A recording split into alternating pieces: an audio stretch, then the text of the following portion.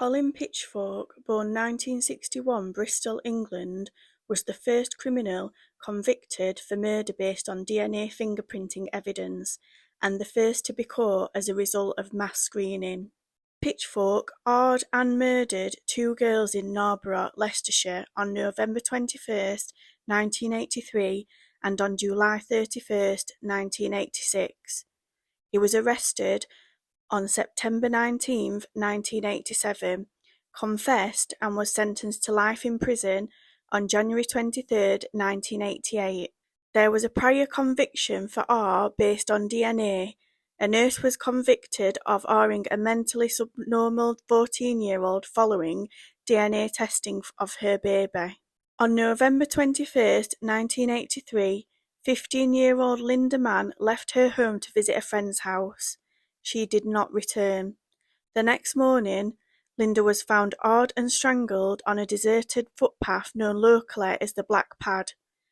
Using forensic science techniques available at the time, a semen sample was taken from her body and found to belong to a person with type A blood and an enzyme profile that matched only 10% of males. With no other leads or evidence, the case was left open. On July 31, 1986, another 15-year-old girl, Dawn Ashworth, took a shortcut instead of taking the normal route home. 2 days later, her body was found in a wooded area near a footpath called £10 Lane. Like Linda Mann, Ashworth had also been hard and strangled. The modus operandi matched that of the first attack, and semen samples revealed the same blood type.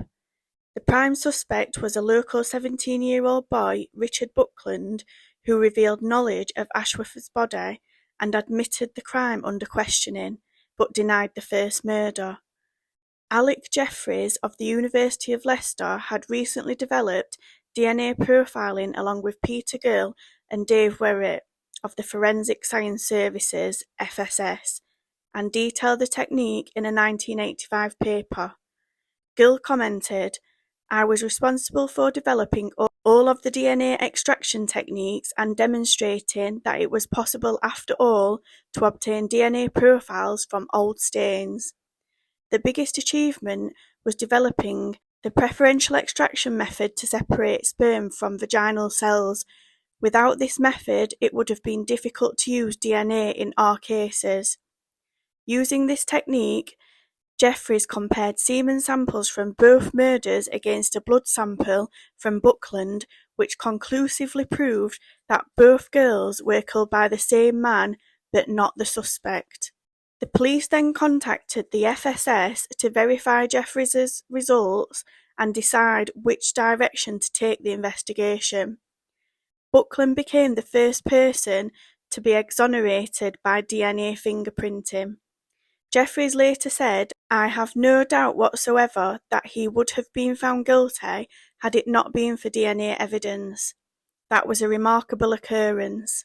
Leicestershire Police and the FSS then undertook a project where 5,000 local men were asked to volunteer blood or saliva samples.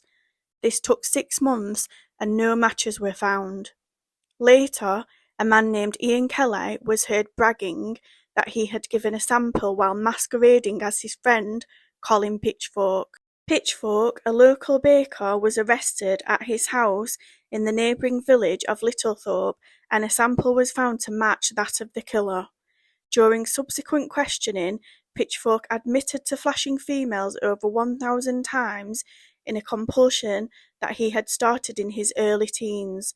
Flashing catapulted him to SA, and then to strangle his victims in order to protect his identity. He pleaded guilty to the 2 Rs and murders in addition to another separate incident of SA that he had committed. Pitchfork was preparing to move to Littlethorpe at the time of the murder of Linda Mann and resided at Hayborn Close in Littlethorpe at the time of the murder of Dawn Ashworth. He was sentenced to life imprisonment, concurrent terms for R and murder. On Thursday, 14th May 2009, Pitchfork's legal appeal was heard at the Court of Appeal at the Royal Courts of Justice. Having initially been adjourned from 30th April 2009, He won his appeal against his original sentence of a minimum of 30 years imprisonment, his hearing resulting in a 2-year reduction to 28 years. Consequently, Pitchfork would have been eligible for release in 2016. However, the Lord Chief Justice Lord Judge stated he cannot be released unless and until the safety of the public is assured. The court heard how Pitchfork is now educated to degree level and is now an expert at the transcription of printed music into Braille. He hopes to one day help the blind. This evidence was presented as proof of the development of his character whilst incarcerated by his legal representatives. A sculpture that Pitchfork had produced while in prison was exhibited at the Royal Festival Hall in London in April 2009, but was subsequently removed from display after public outrage.